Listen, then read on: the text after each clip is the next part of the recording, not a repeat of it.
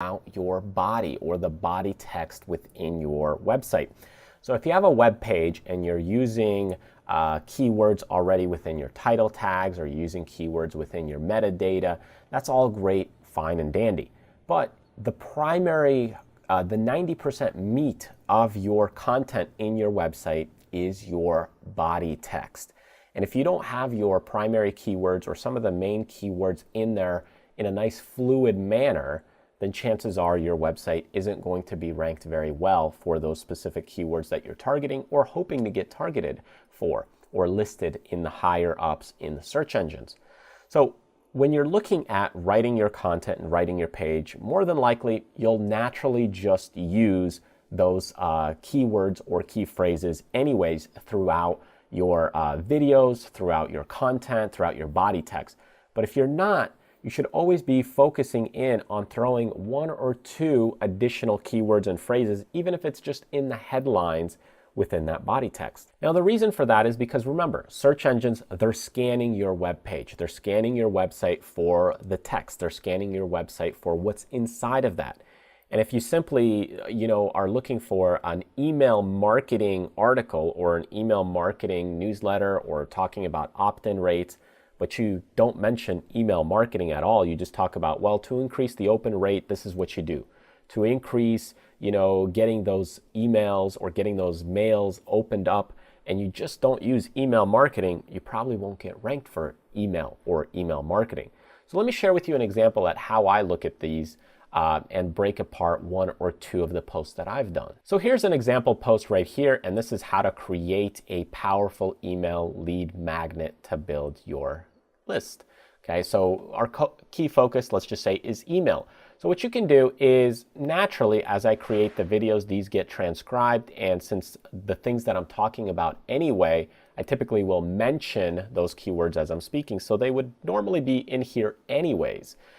But if you're writing articles and posts, you want to be sure that you use your keywords and phrases throughout the body of the text, because if you don't, then it's not as relevant or important to the search engines, thinking that maybe this article is not as important for that keyword.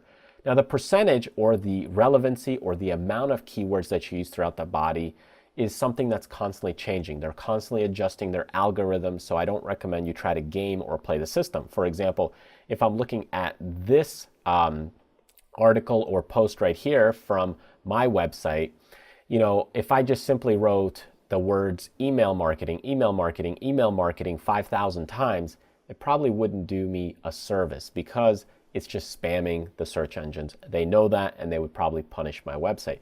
However, if I use it in a fluid manner, talking about email marketing, newsletter lists, building a business, then they would probably rank me for those keywords and terms. So you don't have to get too obsessive about these things, but you do want to make sure you use them periodically. So one of the easy ways to do this or check how you're using the keywords is if I just do a Control F or find, you can see it highlights my keywords or phrases that I use. And in this case, I just typed in email here at the top. Now, I'm using Opera right now just for demo purposes, but you could do this in Google Chrome, Firefox, and so on. And as you scan through, you can see the density that I'm using for when I type in the word email. And you can see I've even used it in these headings right here, or headlines. These are the titles, which is also important. So as you continue to look at these things, you'll see the yellow highlighted areas where I'm using the word email. Okay, so you can see here, there's email, email, email, email, email, and email. So the other thing is let's just say you're looking for email list. Now you start to get into something a little bit more specific, which probably there's a little bit less and less. As you get more specific, there'll be less density of those keywords. So you can see, even though there it's a two-word phrase, I've still used email list in just a handful of times throughout this post or body. And you can see they are there, but they're not everywhere. Okay, so they are there a handful of times. So now let's look at email addresses, okay, or address. Okay, so here again, as I start looking through this, email address, there's email address. Okay, so you can see I've used that word as well a handful of times. So all these things, you constantly keep looking for the density and just make sure it has some in there. The amount of density is going to always change, so don't be too obsessed about it. Don't try and just stuff more keywords in there. But as you do some searching, and if we go to Google, let's just say building an email list, what you'll find is, you'll find, okay, so here's an article right here, List Building 101, how to build an email list. You can see if you're looking to build an email list, I recommend Aweber. Here's one from Social Triggers. So building an email list. So you can see right there, the keyword is being used a handful of times. So it's used twice right here throughout this post. It's not a long post, but it is used right there. The site is ranked very well for that keyword or term. The other one is, here's, let's see, vertical response, okay? Build an email. See, they don't even have the full, if I type it in, they don't have the full word together. Build an email list. The phrase is not fully together. But if I search for build, there's your email list, build your email list, build your email list. So build your email list is the main one that they're targeting. So you can see they used it a few times at the top, but not much there. Maybe once down here, near the freebies. Okay, how about just email list? So now I can see just email list. And you can see they did use that as well a handful of times. So it's really all just about putting in the keywords, but making things flow. Because in the end, remember, it's not just about writing or targeting things for the robots. It's ultimately about writing for humans, but also with robots, search engines, and crawlers in mind, because this is how they get your website ranked. As things continue to evolve and get better with the algorithms, with the computers and the robots, and them scanning your website and understanding what it's all about, you'll probably have to worry about this less and less.